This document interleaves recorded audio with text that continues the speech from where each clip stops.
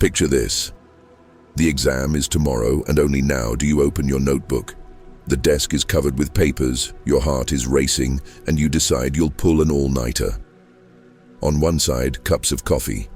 On the other, a pile of messy notes scribbled during classes. You take a deep breath and convince yourself that with effort and a bit of luck, it's going to work out. Who hasn't lived something like this? It's a nearly universal scene, the illusion that we can learn everything in just a few hours, as if the mind were a sponge capable of instantly absorbing entire subjects. But here's the harsh truth. This doesn't work. Science shows that cramming knowledge in this way is as fragile as ink on wet sand. By the next day, much of what you memorized will already have vanished. It's like building a house on unstable ground. It looks solid at first glance, but the smallest wind will bring it down. This is what neuroscientists call an illusion of learning. We mistake the sensation of intense effort for real mastery. And that mistake traps millions of people in cycles of frustration, poor grades, and the false belief that they are not smart enough. Barbara Oakley, author of Learning How to Learn, is living proof of this. As a student, she believed she had no talent for math or science. She struggled, avoided those subjects, and convinced herself her brain just wasn't built for them. But later in life, she decided to face the challenge head-on. By applying strategies based on how the brain actually learns, she completely transformed her relationship with knowledge. Today, she's an engineering professor and one of the world's leading voices in education. Her message is clear. It's not about talent. It's about using the brain the right way. Studies back her up. Research by Sapeda et al. 2006 on spaced practice showed that information sticks far better when spread over days or weeks. Students who crammed everything into one session, the classic all-nighter, remembered far less in the long run. The brain needs time to consolidate, and that process happens mainly during sleep. Diekelman and Bourne, 2010, found that while we sleep, the brain reorganizes and strengthens neural connections formed during the day. In other words, pulling an all-nighter might feel like dedication, but it's actually the opposite of efficiency. Eastern philosophy understood this long before modern science. Zen Buddhism teaches that clarity comes from steady discipline, not from frantic anxiety. There's a Japanese proverb that says, "The hasty drink muddy water." The faster we rush, the cloudier our thinking becomes. Learning is like a still pond. Only when the water rests does it become transparent. The student who tries to sprint through learning lives in constant turbulence, fooling themselves more than anyone else. Our brains also crave the path of least resistance. Rereading a page feels familiar, so we assume we've learned it. Looking at a solved problem makes us believe we could solve it ourselves. But if we try without peeking, we often freeze. This self-deception is dangerous because it gives the illusion of productivity without depth. Barbara Oakley calls these illusions of competence, study habits that feel effective but don't actually build knowledge. Now ask yourself, how many hours have you wasted thinking you were learning when you were only fooling yourself? How many times have you felt frustrated, forgetting what you studied just the night before? The problem is not you. The problem is the method. It's like trying to wield a sword without ever sharpening it. No matter how much you swing, a dull blade won't cut. Samurai knew this. Neglecting to sharpen their blade before battle was a death sentence. In studying, preparation is the sharpening of the mind. Without it, we face exams and life with blunt weapons. This is the core conflict of our times. We live in an age of speed. We want to learn languages in a week, master skills in a month, memorize formulas overnight. Quick fixes seduce us, but we pay the price with weak memory, anxiety, and the belief that we're not capable. But what if the problem isn't you? What if it's the way you've been taught to study all along? In the next moments, you'll see how neuroscience and Eastern wisdom converge to offer practical answers. You'll understand why cramming is a trap, how focus and relaxation must balance, and why practicing the right way matters more than talent. The path begins here. But before we move on, I want to make a small invitation. If this content has already made you reflect, if you believe it can transform the way people learn, consider becoming a member of this channel. It's a small gesture, but it keeps this project alive and helps us bring together science, philosophy, and practical wisdom into one community of learning. When we look closely at how the brain learns, we realize there's a huge gap between what most people do and what actually works. No wonder so many students and professionals feel frustrated. Every exam, every challenge, we repeat the same mistakes, leaving everything to the last minute, memorizing formulas without understanding them, relying on short-term memory. But the brain isn't built for that. It needs intervals, repetitions, and rest to consolidate knowledge. Without these elements, information dissolves like smoke in the wind. The scientific data is striking. The forgetting curve, discovered by Hermann Ebbinghaus in the 19th century, shows that without review, we forget up to 70% of new information within just 24 hours. That means cramming the night before may give a false sense of readiness, but by the next day, most of that effort will already be gone. It's like pouring water into a bucket full of holes. No matter how much you fill it, it quickly drains away.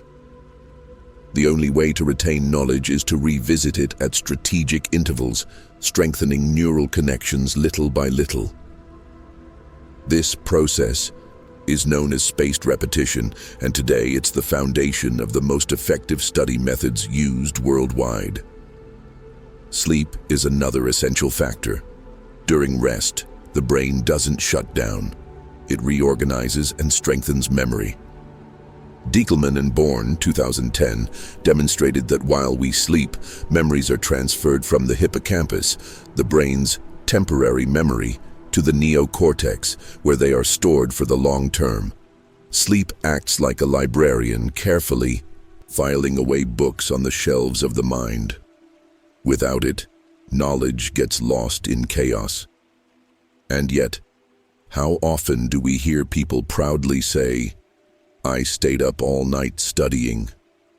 That pride is misplaced. They're actually sabotaging the very process that would have locked the knowledge in place. Once again, Eastern wisdom sheds light on what modern science confirms. The Chinese bamboo plant spends 5 years growing unseen beneath the soil before suddenly shooting skyward in just a few weeks. During that hidden time, its roots spread wide and deep, ensuring that when it grows, it will stand strong. Human learning follows the same principle. If we try to accelerate too much, we don't give our neural roots time to take hold. The result is fragile, like a plant that grows too fast and collapses at the first gust of wind. But why do we keep falling into the same traps? Because our brains are easily fooled by the feeling of familiarity. When we reread a passage, it feels known, but that doesn't mean we can explain it or use it. It's like recognizing a face in the street but not remembering the person's name. Recognition is not recall. This cognitive trap is one of the greatest enemies of true learning. It's what Barbara Oakley calls the illusion of competence. It feels like we know, but when it matters, we freeze. Eastern masters warned about this long ago in different words.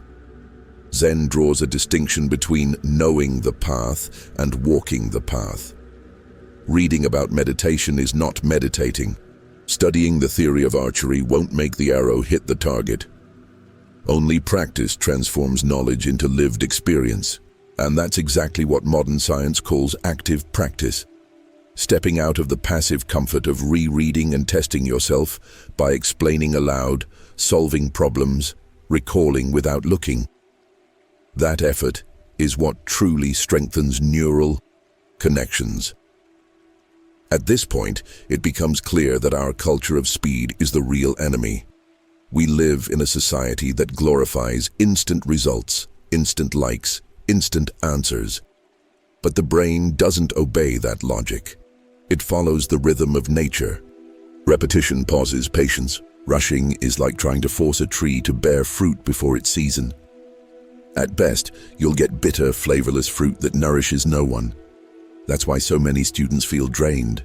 They spend hours studying, but without the right method, they harvest little in return. There's also the emotional cost of this cycle.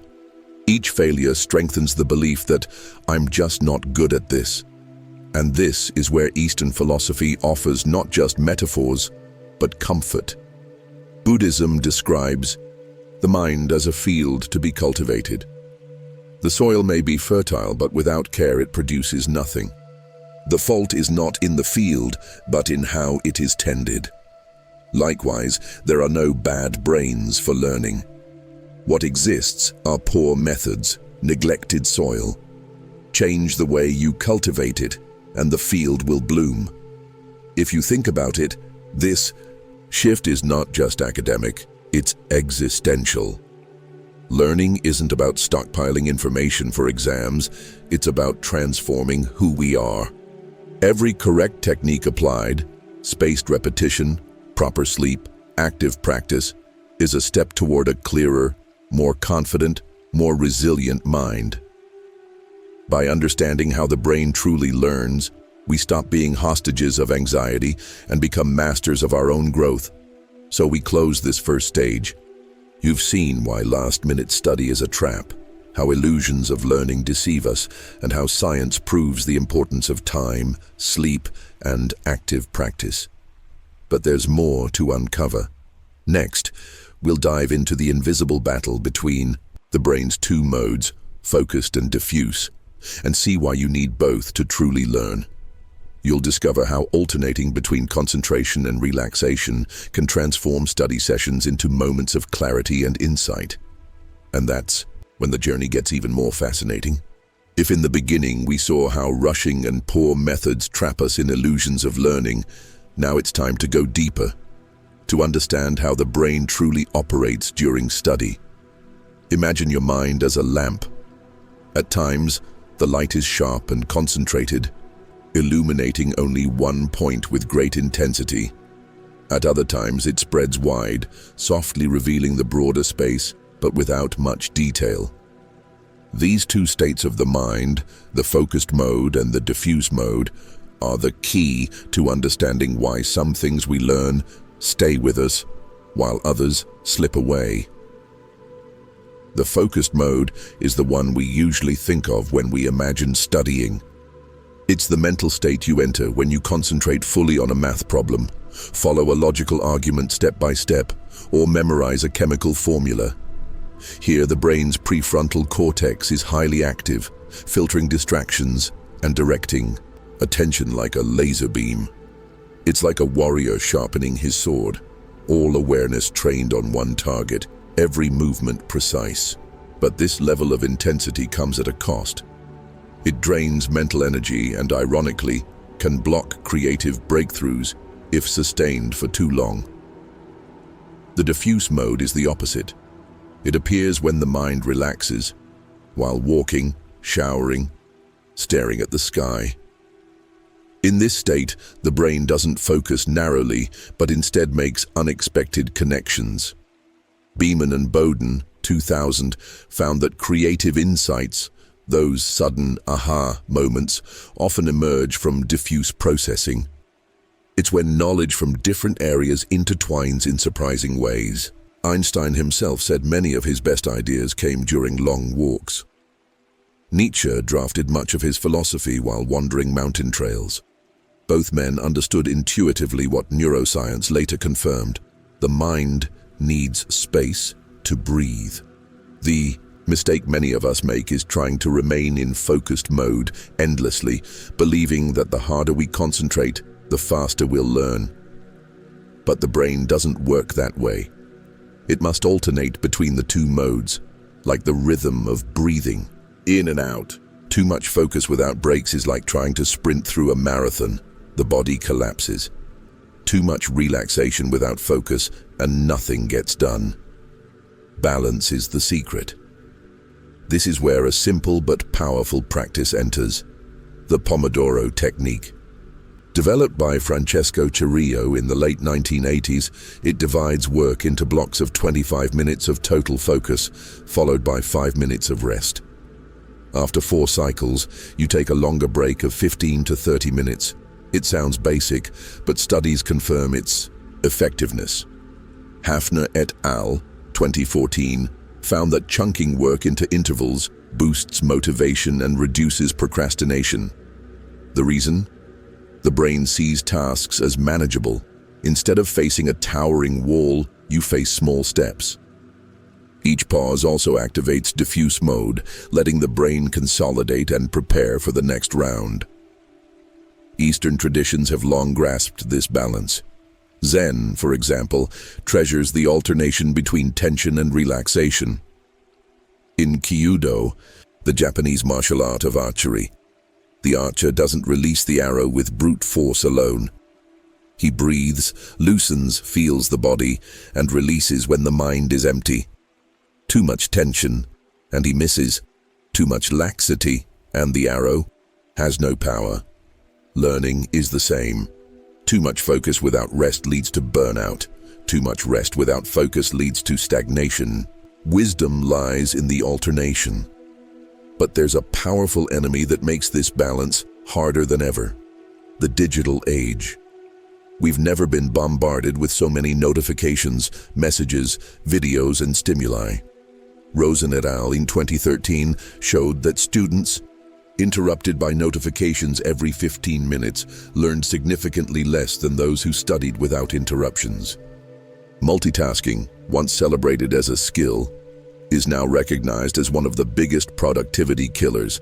Each time you switch apps or tasks, the brain pays a switching cost, taking minutes to regain deep focus. It's like a samurai, switching swords mid-fight. He never truly fights. This modern conflict puts us at a crossroads. We can remain prisoners of distraction, convincing ourselves we're learning while our focus is shattered, or we can reclaim discipline, training the mind as the ancients trained the body. Science has made it clear: deep learning cannot happen without periods of full, uninterrupted focus. Philosophy reminds us rest, emptiness, and pause are equally vital. Together, these two states form the true path of the mind. The crucial point is that attention can be trained. Just as muscles grow stronger with repeated use, focus improves with practice. Each time you resist the urge to check your phone while studying, you strengthen mental discipline. Each time you embrace a conscious pause, you teach the brain to transition smoothly between modes. This isn't just about mastering math, physics, or literature. It's about mastering your own mind. And in a world that constantly fights for your attention, the ability to control where it rests is nothing short of a superpower. Now that we understand the brain alternates between two modes, the next step is learning how to use this knowledge deliberately. Picture a student tackling a difficult subject, say differential calculus. He sits down, sets a timer, and gives 25 minutes of full attention to the problem. During that time, he resists every temptation to check his phone, avoids opening other tabs, ignores interruptions. When the timer rings, he steps away, gets a glass of water, maybe takes a short walk. In that apparent downtime, the brain is busy reorganizing, testing new connections, preparing insights. When he returns, the once impossible problem often feels clearer. This isn't magic, it's neuroscience at work. Alternating between focus and rest has been validated across disciplines. Imordino Yang, Christodoulou, and Singh, 2012, showed that mind-wandering is essential for creativity, empathy, and even building a sense of self. In other words, productivity isn't only about constant doing. Sometimes what looks like idleness is what ensures clarity and innovation. That's why so many breakthroughs appear in the shower, during a walk, or in moments when we stop, forcing the mind The problem is that our society doesn't value rest. We live under the tyranny of non-stop productivity. If we're not busy, we feel guilty. This mindset is harmful because it ignores how the mind naturally works. Eastern philosophy, on the other hand, has always acknowledged the power of emptiness. In Japanese aesthetics, the concept of ma refers to the space between things, the silence between notes, the pause that gives rhythm meaning. Without silence, music is noise. Without pauses, study is clutter. In learning, ma is the interval that allows knowledge to settle. Meditative practices embody the same principle. Zen trains practitioners to observe the breath, alternating inhalation and exhalation, presence and release. This cycle is both biological and symbolic. Everything in life balances between tension and relaxation. When we study, forcing too hard blocks the flow. Pausing at the right time gives knowledge room to bloom, like the archer in Kyudo who doesn't push the arrow but releases it. When mind and body align, the learner must balance effort with emptiness. From a scientific angle, this harmony also ties directly to memory. Roediger and Butler, 2011, showed that retrieving information at spaced intervals dramatically strengthens long-term retention. But the spacing matters. The brain requires breaks to reorganize and prepare for retrieval. Each pause, each review, each test is like hammering hot metal, shaping and hardening it with every strike. The conflict is obvious when we apply this wisdom in today's world of endless distractions.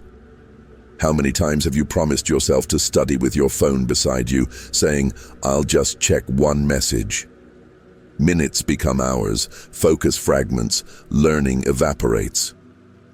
Nicholas Carr in The Shallows, 2010, describes how the internet reshapes our brains, reducing deep attention and addicting us to quick stimuli. In essence, we are training our minds to be incapable of stillness. That's alarming, because without deep focus, meaningful learning is impossible. The way out is to reclaim control of attention. Every ignored notification, every full cycle of study without distraction is an act of retraining. At first it feels like taming a wild horse. The mind resists, bucks, tries to escape. But with patience and consistency, it learns to obey. The discipline becomes habit, and habit becomes freedom.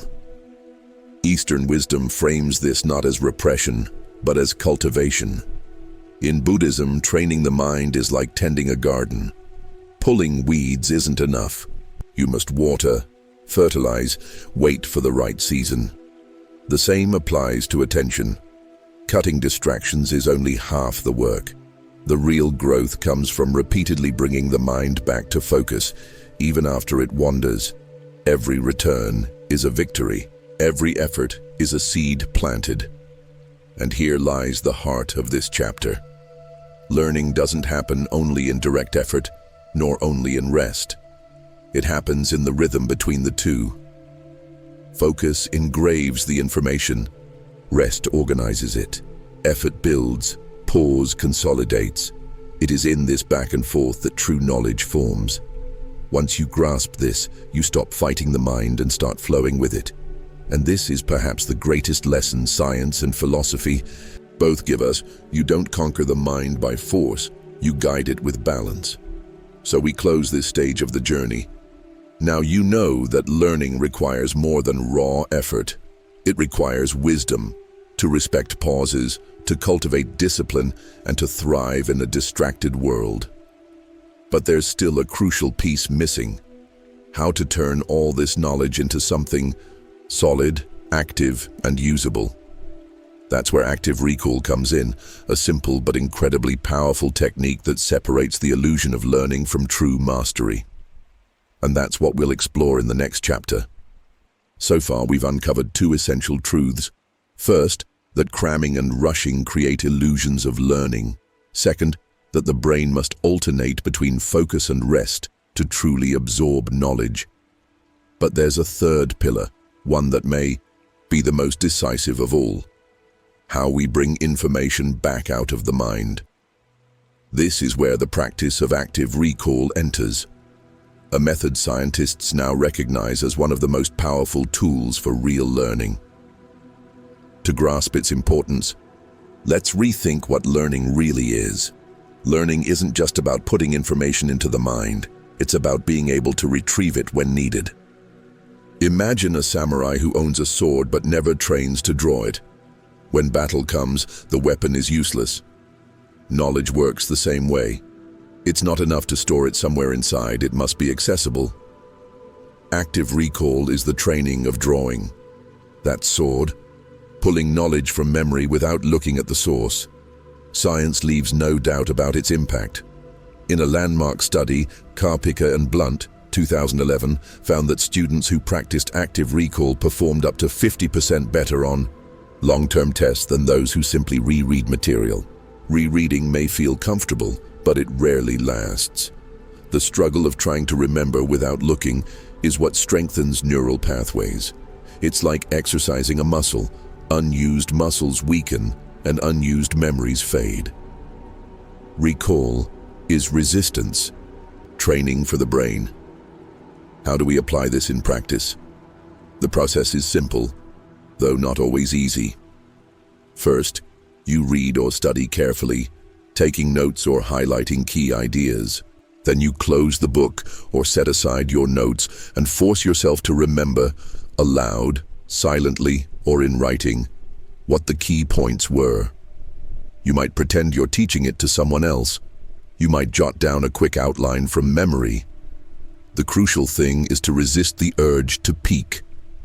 That tension, that little struggle, is where learning happens. Later, you revisit the material, then repeat the recall at different times and in different places. With each round, the memory becomes more durable. Seen through Eastern philosophy, active recall is like a kata in martial arts. In Japan, kata are carefully choreographed sequences of moves practiced repeatedly, not for immediate combat, but to shape body and mind. At first, the movements feel mechanical and difficult, but with repetition they flow naturally, becoming part of the practitioner. Active recall is the mental equivalent. You're not just preparing for a test, you're training your mind to integrate knowledge until it becomes part of you. This method also exposes the illusions we cling to. Many students think they know something just because it feels familiar when rereading, or because they nod along when a teacher explains it. But ask them to explain it themselves, and silence fills the air. Active recall tears down this illusion. It's a confrontation with reality. Either you can explain it or you can't. And when you can't, that's not failure. It's an invitation to strengthen the connection. What makes this practice even more encouraging is that it doesn't require long sessions. Short bouts of recall, done consistently, outperform marathon cramming. Consistency is the key. Eastern traditions knew this intuitively. Zen masters don't meditate for 10 hours one day and then skip weeks. They meditate daily, even for short times, because the repetition molds the mind. Small, steady practice beats irregular bursts. So too with recall. Better 5 minutes daily than 2 hours once a month. Another advantage is that active recall can happen anywhere. You don't need a desk or a quiet room. You can test yourself while walking, waiting for the bus, or drifting off to sleep. In fact, varying the context strengthens memory further. Smith and Rothkopf, 1984, found that studying in different environments creates multiple retrieval cues, making recall more flexible. So when you try to remember in different places, you prepare your brain to recall under exam pressure, at work, or in conversation. Eastern thought reinforces this idea. Confucius once said, "Learning without reflection is a waste. Reflection without learning is dangerous." Active recall unites the two. You learn, then you reflect by pulling it from memory, making the knowledge alive instead of dormant. Think about your own experience. How many times have you believed you knew something, only to blank out when it mattered? Active recall changes that. Each attempt, even failed ones, is a step forward. Failure itself becomes training, just like the archer whose missed shots still strengthen his stance. This is what neuroscience calls desirable difficulties. Bjork and Bjork, 2011. Tasks that feel harder in the moment, but produce deeper, longer-lasting learning. In this way, the discomfort of trying and failing to recall isn't a setback. It's the very path to mastery. It's proof that the brain is being challenged, stretched, reshaped, and that's where growth happens. If active recall is the training that strengthens the mind, it is also the bridge between theory and practice. Knowledge that can't be pulled out on command is like a sword left to rust in its sheath. It exists, but it fails in the moment of need. Think of a doctor who has studied anatomy for years but freezes during an emergency, or an engineer who memorized formulas but can't apply them on the job. Without recall, knowledge remains locked away, unusable. Every attempt at recall, even when it feels like failure, signals to the brain, this matters. That struggle prioritizes the information. It's like a blacksmith hammering hot iron. Each strike reshapes and hardens the blade. With time, the sword of knowledge becomes sharp, dependable, ready for any intellectual battle. Research continues to confirm this. Studies on retrieval practice reveal that active recall not only strengthens memory, but also improves transfer. The ability to apply knowledge in new situations. It doesn't just help you remember, it helps you think. Agarwal et al., 2014, tested students in elementary classrooms and found that frequent recall not only boosted test scores, but also increased confidence and engagement. Recall builds not just competence, but intellectual courage. Eastern philosophy mirrors this. Monks don't repeat mantras just to remember words. They repeat until the words become breath itself, part of their being. Martial artists don't drill forms just to pass a test. They drill until movement flows without conscious effort. Recall plays that role in modern study. It integrates knowledge until it's second nature. Perhaps its greatest gift is teaching us to embrace frustration. At first, recall feels like stumbling in the dark. You forget, falter, strain, but this is exactly what strengthens the memory. Psychologists Robert and Elizabeth Bjork call this desirable difficulty, the sweet spot where learning feels hard enough to stretch the brain, but not so hard it breaks. Every time you wrestle with recall, you're literally rewiring your brain for durability. Discomfort is not the enemy. Discomfort is the path. Here, patience becomes essential. Taoist philosophy reminds us that water, though soft, wears down, stoned by persistence. Active recall is this water. Each attempt to remember, each repetition, each review is a drop that carves channels into the rock of the brain. It's not brute force, but steady consistency that shapes a lasting mind. The practice can be distilled into 3 principles. Recall without looking. After studying, close the material and force yourself to remember. Space it over time. Don't rely on long cramming sessions. Distribute recall across days and weeks. Change the context. Test yourself in different places and moments so your brain learns to access the information flexibly. These 3 steps may seem small, but together they transform learning. With them, you won't just study better.